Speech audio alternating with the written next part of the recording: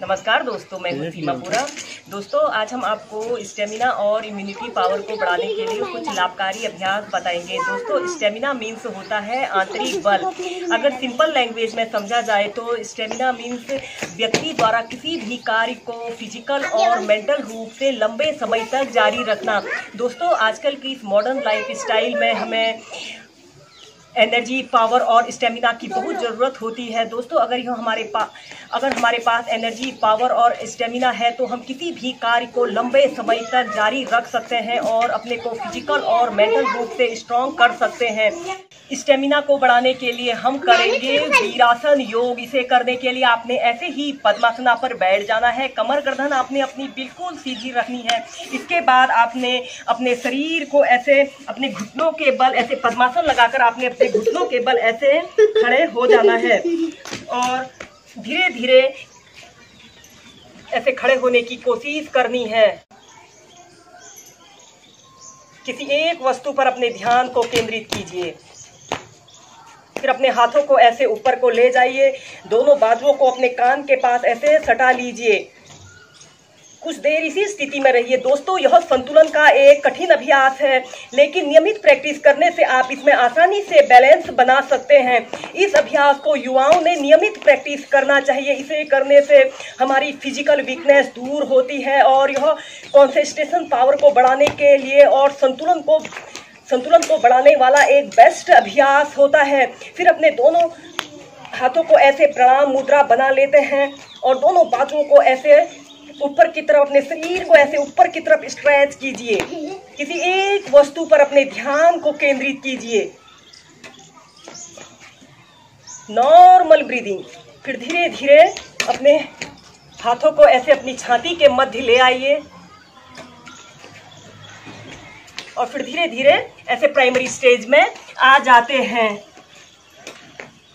ऐसे ही इस वीरासन के योग को आप इसे पहली बार कर रहे हो तो पहले बार एक ही बार प्रैक्टिस कीजिए, फिर 2 बार प्रैक्टिस कर सकते हैं।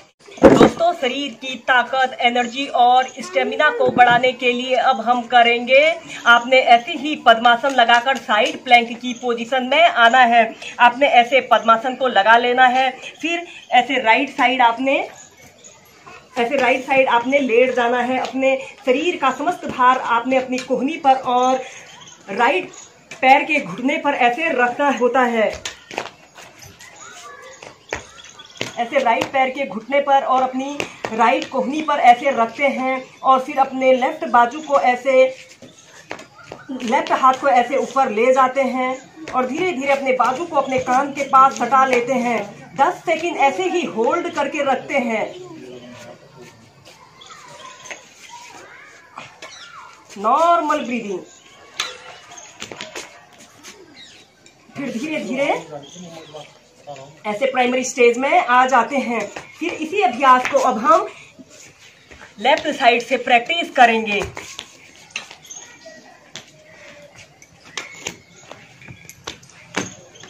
दोस्तों, अब इसी अभ्यास को अब हम लेफ्ट साइड से प्रैक्टिस करेंगे।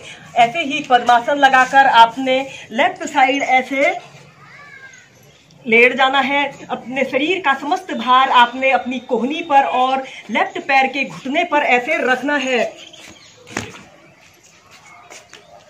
ऐसे रखना है। धीरे धीरे अपने हाथ को ऐसे ऊपर को ले जाइए। अपने बाजू को अपने कान के पास सटा लीजिए। 10 सेकंड ऐसे ही होल्ड करके रखें। दोस्तों, यह भी संतुलन का एक बेस्ट अभ्यास होता है। इसे करने से हमारी कोर मसल्स काफी स्ट्रांग बनती है और यह हमारे शरीर में एनर्जी, पावर और स्टेमिना को बढ़ाने के लिए बहुत ही अच्छा अभ्यास होता है।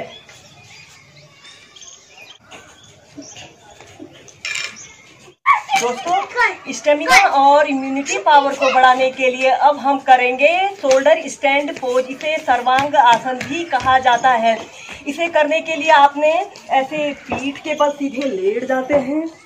ऐसे पीठ के बल सीधे लेट जाना है और फिर आपने अपने दोनों पैरों को ऐसे धीरे धीरे ऐसे ऊपर को उठाते हैं। 90 डिग्री के एंगल में अपने पैरों को ऐसे उठाते हैं।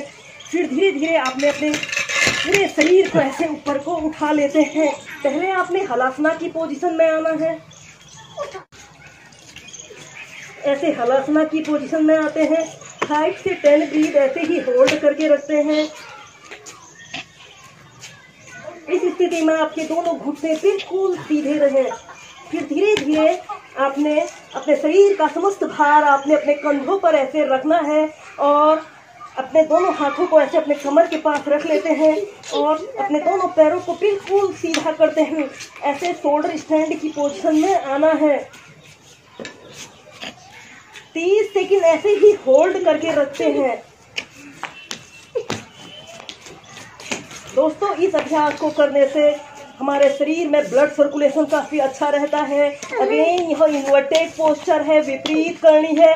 इसे करते समय हमारे शरीर में ब्लड सर्कुलेशन हमारे लेग से हमारे सिर की ओर आ रहा है और हमारे पूरे शरीर के एक एक अंग की एक्सरसाइज होती है। पहले आप 30 सेकंड ऐसे ही होल्ड करके रखेंगे, फिर आप 2 मिनट ऐसे ही आरामदायक स्थिति में रह सकते हैं। इसे करने से थकान दूर होती है, थायराइड पैराथायराइड के समस्त विकार दूर होते हैं और यह हमारे शरीर के आंतरिक अंगों को मजबूती प्रदान करता है। इसे करने से हमारी फिजिकल और मेंटल वीकनेसेस दूर होती हैं। फिर इसके बाद दोस्तों, आप इसी सर्वांग आसन में ऊर्ध्व पद्मासना को प्रैक्टिस कीजिए। अब आपने ऐसे ही पहले शोल्डर स्टैंड की पोजीशन में आना है, फिर इसके बाद आपने इसी में पद्मासना को प्रैक्टिस करना है। आपने अपने राइट लेग को ऐसे धीरे धीरे ऐसे लेफ्ट थाइज के पास ऐसे ले आते हैं और ऐसे पद्मासना को लगाने की कोशिश करना है। फिर लेफ्ट पैर को राइट थाइज के पास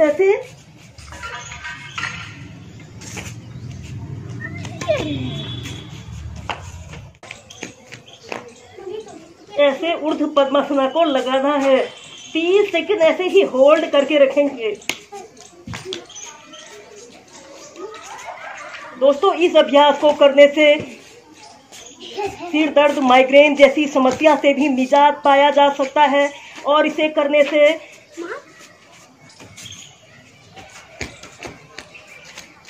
इस अभ्यास को करने से हमारे शरीर के हर एक अंग की एक्सरसाइज होती है। 30 सेकंड ऐसे ही होल्ड करके रखें, नॉर्मल ब्रीदिंग। फिर धीरे धीरे अपने पद्मासना को खोल लेते हैं और फिर धीरे धीरे हलासना की पोजीशन में आते हैं और फिर इसके बाद धीरे धीरे ऐसे प्राइमरी स्टेज में आ जाते हैं। ऐसे ही इस सर्वांग आसन में आप ऊर्ध्व पद्मासना को मेंटेन करके प्रैक्टिस कीजिए। दोस्तों, इन अभ्यासों को करने से हमारे शरीर की इम्यूनिटी पावर बढ़ती है और यह हमारे शरीर के स्टेमिना को बढ़ाने के लिए बहुत ही अच्छे अभ्यास होते हैं। इन अभ्यासों के अलावा आप कपालभाति प्राणायाम, अनुलोम विलोम प्राणायाम को भी नित्य प्रति 15 से 20 मिनट प्रैक्टिस कीजिए। वीडियो देखने के लिए धन्यवाद। मेरा यह वीडियो पसंद आए इसे लाइक कीजिए, शेयर कीजिए। अगर आपने मेरे चैनल को सब्सक्राइब नहीं किया है, चैनल को सब्सक्राइब करें। धन्यवाद।